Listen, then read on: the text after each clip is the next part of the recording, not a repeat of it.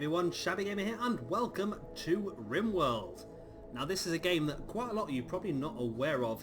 Basically it's a game that's still in alpha at the moment. It's being created by Ludian Studios.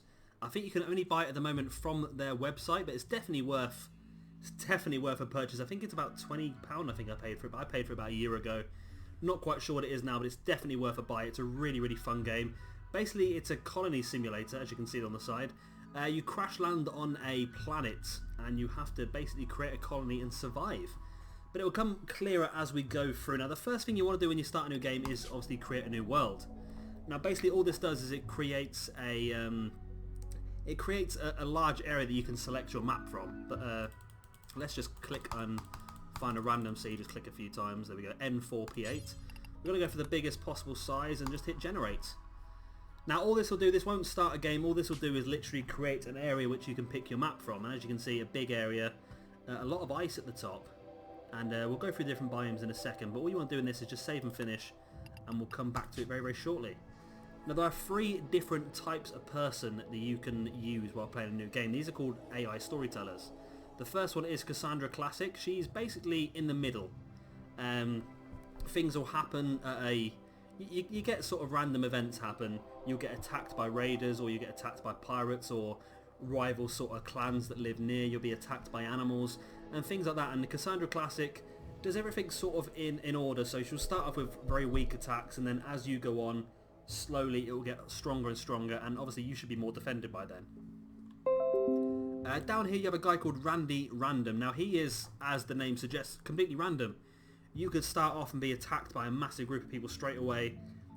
He's a lot more difficult, and I know a lot of people do try and use Randy Random, but it's the people that are probably a lot more experienced in this game. So I try and stay away from this one at the moment. I'm still quite new to this game myself. I've had it for a while, but I play it every now and again for a few days, and then I tend to do something else for a while. But I've really got addicted to it over this Easter weekend.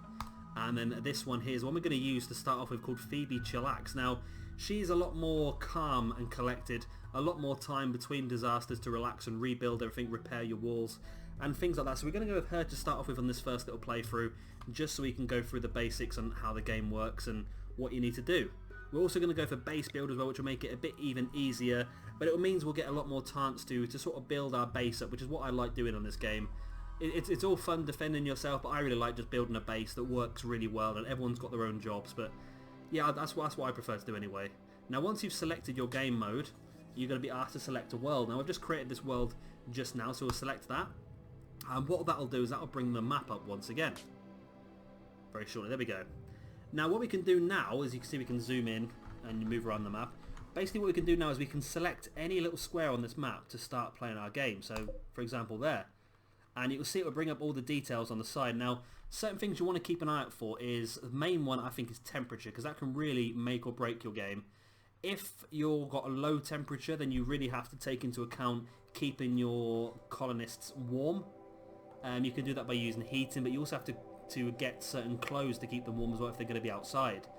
Another thing you can look at is growing period. So this one here, you see they can only grow food between March and October, which means between November and February you'll have to hunt all your food, which is not a problem, but I think farming is a lot easier. And the third thing I always like to look at is the terrain. So as you can see, this is flat, which means basically you just have a big flat square of land, and you'll have to try and... This would be very difficult, this one, because it's a desert area.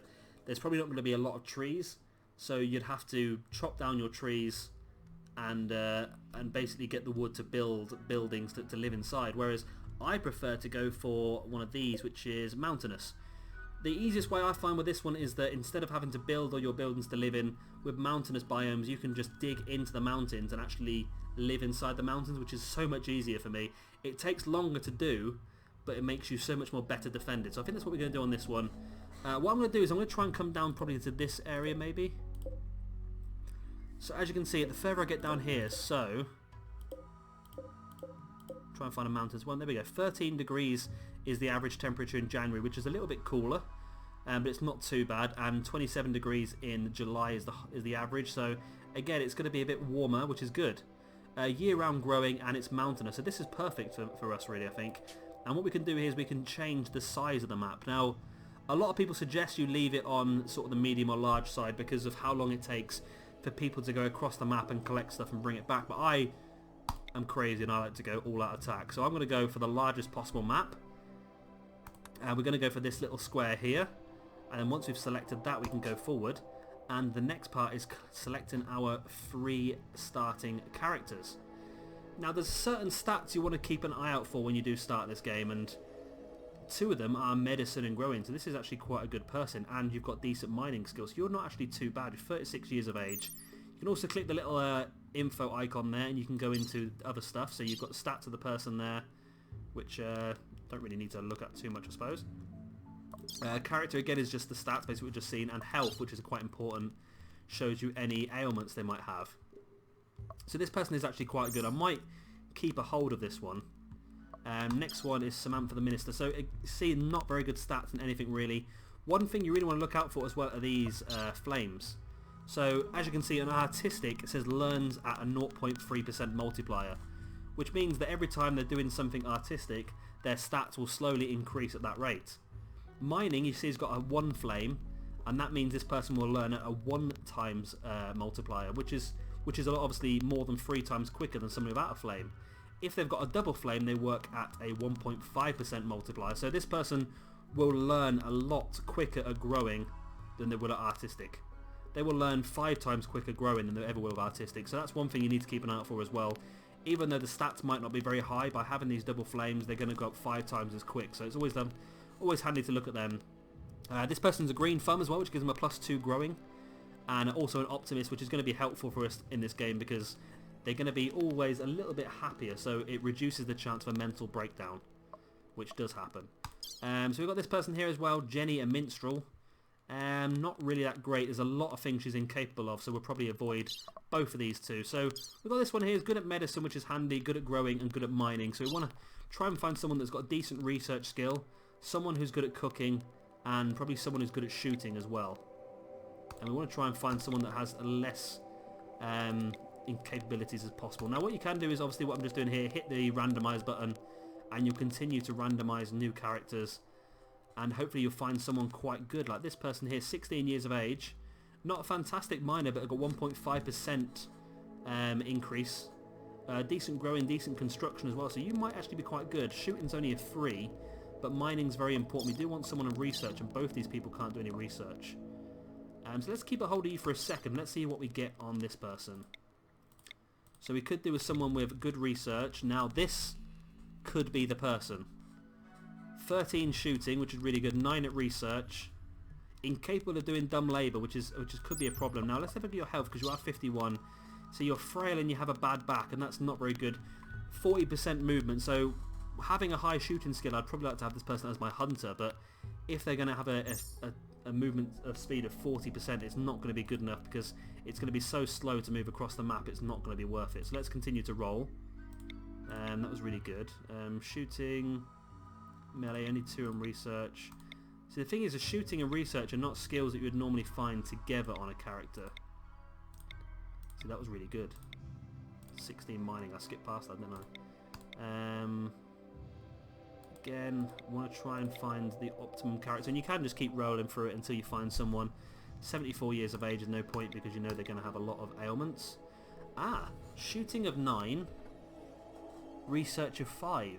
Okay, that's not too bad, you know. They're a night out, which means they prefer to work at night. Gets a mood bonus if you're awake at night. So that's not a problem. He likes to do cooking as well, shooting and research. So this person could be our chef, our hunter, and our researcher. This person can do our mining and building and a little bit of farm work as well. And this person can be our main farmer, a little bit of mining and some medicine. So no one's got very good. So you've got 4 social. Social's quite a handy skill to have as well. You've got 6 animal skill, which is handy to have, and we'll go into that a bit more as we go on. Only 2. So I think these are 3 decent people to start off with. Age-wise, you're 48. You've got no health issues. You've got a scratch scar on your left hand, which gives you a little bit of pain, so it's not a problem. Okay, I think we're good. I think we're going to start the game with this and see how we get on. Let's get straight into the game now. And here we go. I had a bit of a problem starting the game. For some reason, the game doesn't like starting a new game while Fraps is running, so I've had to unrecord and then start recording as the game started. No idea why. And the first thing we're obviously, you can hear my chair squeaking in the background. First thing we are met with is this little message on the screen. The three of you awake from your cryosleep sarcophagi to the sound of sirens and ripping metal. You barely get to the escape pods before the ship is torn apart. Sometime later you land on this unknown Rimworld. As pieces of shredded starship fall around you, you start making plans to survive. Now, we're going to hit pause straight away. So as you can see, there are some things on this planet already we can use. A lot of steel, silver and wood. As you see, they've all got little red X's by them, and what that means is that your characters will not interact with them unless you tell them to. So what you can do is drag a box around them all, and you can unforbid them, which now means that people can come and collect these as they wish. Now, there's quite a few of these materials dotted around the map, chances are. We'll zoom out the map, we can have a look, and you can see all these little mountains. It's not actually the best map for what I like to do, unless I can find a big area. Normally, this bottom area looks pretty good. You see these here, these are packaged survival meals, so these are important to get as well. These little areas here are steam geysers, which are becoming very handy for creating electricity later in the game. I'm just trying to find the best place that we can start our colony, really. I'm thinking it's probably going to be in this area here, this gap here. We can probably dig into the mountain here. We've got some power. We can wall all this area off. We can probably create this as our choke point, actually, but maybe, I don't know, it's tricky. It's tricky because pirates can attack your walls as well, so maybe we could just have a choke point inside the area, so if we do get attacked we can all just back in to our walls and just bring everyone in, and this could just be full of guns, this area here. I quite like that idea, actually. I think that's a pretty good area for us to start our base.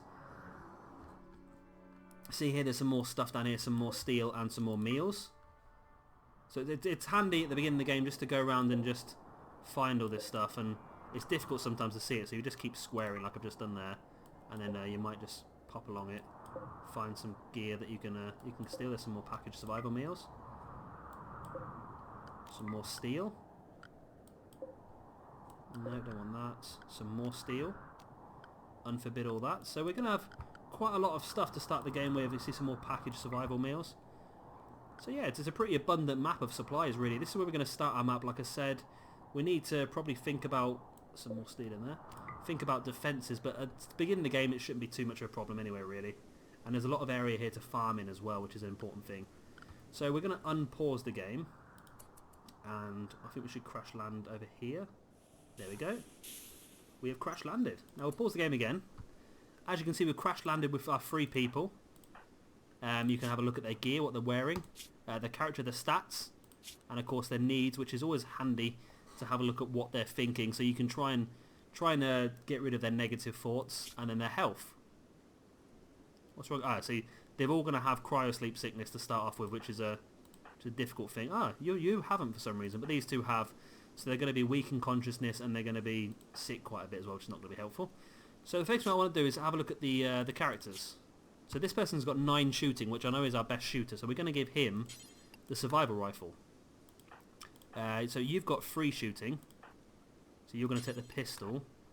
And then you have got no shooting, but you've got a slight bit of melee skills. So you're going to take the knife. So basically you start every game with those skills. You've got some medicine here as well. So you start every game with those 3 weapons. I'm just unforbidding this food and these weapons. And you also start with a dog now as well, which is handy. Now you can train your dog, which is an important thing to do, because your dogs can haul, which is such a helpful thing to do. So first you have to train obedience and then hauling as well. So we're going to put those 2 as to be done. Now basically your characters will just work off of a predetermined schedule. Now you can affect this schedule by clicking on the work button at the bottom here, and it will bring up all the things that these characters are due to do. Now it will start off with just these ticks. So basically it means they will do any job that's got a tick next to it, and they'll work from left to right. So if there's a fire, they'll put the fire out first. If someone's injured, then this person will do some doctoring. If this person is injured, then they will become a patient. And that's how it works. Now what you can do is you can click this manual priorities up here, which is very helpful to do. And that will give you this, which is what I prefer to do. Now you can do this now by number. So you can do 1, 2, 3 and 4. So basically I want everyone to be a firefighter, everyone to be a patient, everyone to flick. Now flick means if I say I want the power turning off on something because we're running low on power, they'll go and do that straight away. I also want repairing to be done straight away, and probably construction on that one person. So what we're going to do is we're going to manually adjust all of these now. So you've got decent animal skills. You're our best animal... No, that's the wrong one, isn't it? You're our best... So you can do wardening as well, which means if we do capture a prisoner, that's the first thing you'll do is try and talk them around. Now, handling... You're also our best handler, aren't you? You're going to have a lot of work to do. You're our best cook. You're our best construction. Oh, this is not... I didn't think about this, did I? So you're going to be our best farmer. So you're going to do some farming as well. I'm going to actually have you down like that. So this person will concentrate more on mining and then do farming if there isn't any. And this person will do farming and then will do mining if there is any. That's the best way of doing it, I think. So I think that's the best way. And we'll probably do 2s in both of these for now. I think what we'll do is we'll do hauling as a 1 priority for everyone at the moment, because we want to try and get all that stuff from around the map into our base as quickly as possible. You also want you to work on research when we start that up, and hunting. And I think we'll just do everyone, just give them 4s on everything else, because you might as well. You don't want anyone to be idle, really.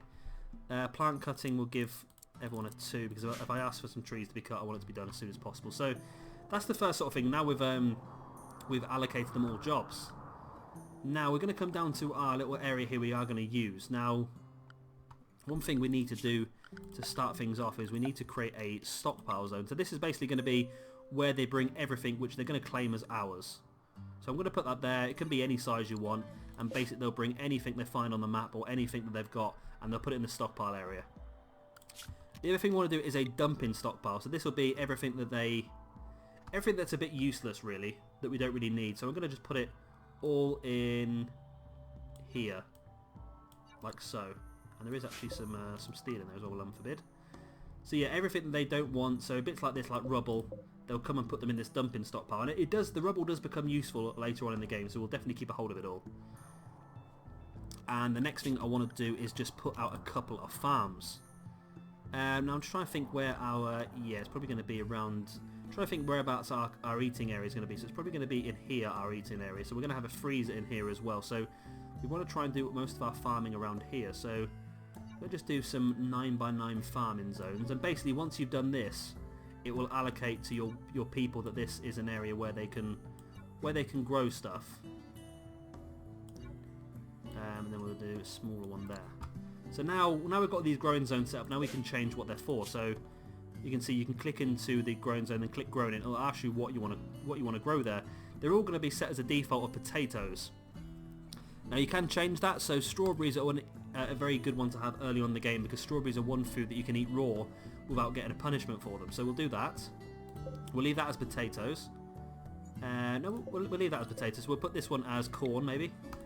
This one as cotton, which comes in useful for making carpets, which we'll get into later on in the game. This is devil strand, which is a high level sort of a material that you can use for making clothing. And then this one can be Zerigium, which is a herbal medicine. So now our person with growing as #1 priority should now come. You're going to be doctor #1 priority as well, and you're going to have to be doctor #1 as well. This person now with a growing should come straight around here now and start cultivating all this land. So if I start the game now, we're going to go straight into fast mode. They should all come straight around here now, and I think a couple of the guys will be hauling stuff, which they are, and our main grower is going to come around and start planting. So it's planting cotton. As you can see, you can click onto it and it shows you how much it's grown. Its growth rate, which will be basically if it's being affected by anything. So this is in perfect sunlight, so it's not being affected by anything. It's these chops down the trees, and you get the wood as well, which is quite handy. And the other 2 people are currently just whizzing around, just collecting all the items they can and dropping them into our stockpile zone. And you'll see as they are entered into our stockpile zone, they will be put up here. If something's not in a stockpile zone, it won't be up here. And basically I've got this broken down. I can do this now. There we go. So you can click this button down here and you can change it to basically it just shows you the type of resources. So you've got metals. So if I open this, I've got that much steel and that much wood. It's raw materials, I suppose, and because silver will go in there as well. Or you can have it like that and you say you can have all the individuals. I tend to have it like this normally. However, when you get later in the game and you've got quite a lot of different things on the go, it can be quite difficult. So it's night time already on our first day. That's gone very quick, hasn't it? So what I think we could do, maybe let's just dig out a first little area. So we want to dig out probably that's one. Is that one wide? So we probably want to dig out, say, this here. If I do that, at least it means we can put a door on it, and at least we can call it indoors. So everyone will be sleeping indoors then, which would be good. Now we do have one person who is a miner, which is Diva. So she's going to come and start mining straight away. Now I will also go into structure and I'll put a wooden door on this, because unless it's got a door on it, it doesn't count as being inside. So now Diva is a higher level construction, high priority construction than mining, so she's gone and done that job straight away. So now we're technically inside, which is handy. So I'm still trying to think of how we're going to plan this. So we have actually got a plan tool on this, which is such a helpful little tool to have. I'm thinking maybe... I don't know if that's going to be too big, I think. So 11 by 9 there. That would be our freezer. Maybe a 6... Ooh, it's tricky to plan out this sort of thing. Maybe here would be quite good. So a 5 by 10, so they have a... I don't want a door into there really. And then another big room here, a 9 by 11, where we're going to eat their food. So basically this is going to be food production. I'm going to do another one there because I'm quite anal and I like to have a middle block. So we'll probably connect all those together like that. Then also connect it across into there. Now there's a reason why I've made this long, and that's because essentially we're going to build an airlock as such. Because this is going to be a freezer, we're going to have something permanently keeping the temperature of this room down. And if someone keeps opening and shutting the door, it's going to put the temperature up. So by having a door there and a door there, it sort of creates less of an effect when they open the door to get food. So that's going to be the reason for that one. But we won't get into that as yet. Now we have this little area inside, we can go to furniture, and we're going to put down some sleeping spots. So essentially it means they're no longer going to sleep outside. They're inside, but it is going to be this horrible cave. So it's not a great situation either way. That's quite a way in, isn't it, to get to the food area, which is not a massive problem. We'll probably have across here, we'll have some of our bedrooms, and then across here, we're going to have production rooms across here, then maybe a hospital and a prison, but that's all going to be long term, I think. And I tell you what, this episode's probably gone quite long now, so I might cut this episode here, and then when we'll come back, we'll finally start to get into some of the actual basics of the play in the game, and hopefully try and get some of these people happy, get them some bedrooms, and hopefully so they won't have to sleep on the floor for too long. As you can see, we're quite lucky to start off with because we've got a lot of these bonuses, but as you can see, repulsive barracks, so it's dirty in there. 8 off the ground, so we've got no tables or anything. Disturbed sleep, which is what they're going to get if there's a lot of people in the same room. Slept outside, that should go now because they're sleeping inside. Slept on the ground, they're still going to have shared bedroom and overcrowded because they're all sleeping in this little tiny gap. So that's something we're definitely going to have to look at. We can name our first little area. So what are we going to name it? I don't actually know. I don't honestly know. I know the game often offers up names, but I don't quite like that one. I can't think, I can't think what we could call it. Let's just call it something basic. Let's just call it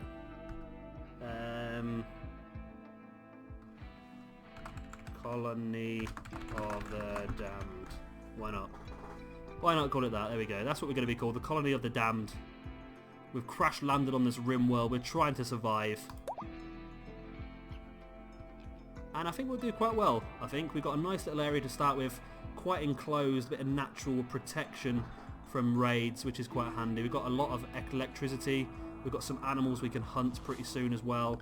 So I think it's be pretty good. We've got some steel in here. So yeah, it looks like it's going to be quite an easy map to play, this one. So yeah, like I say, we'll probably come back next episode. Might be uploaded tomorrow or in another day's time, but definitely worth a watch. And we'll get a bit further into the game, and we'll try and create some rooms, some fully functioning rooms where these people can start to live and be a bit more happier than just sleeping on the floor in a horrible cave.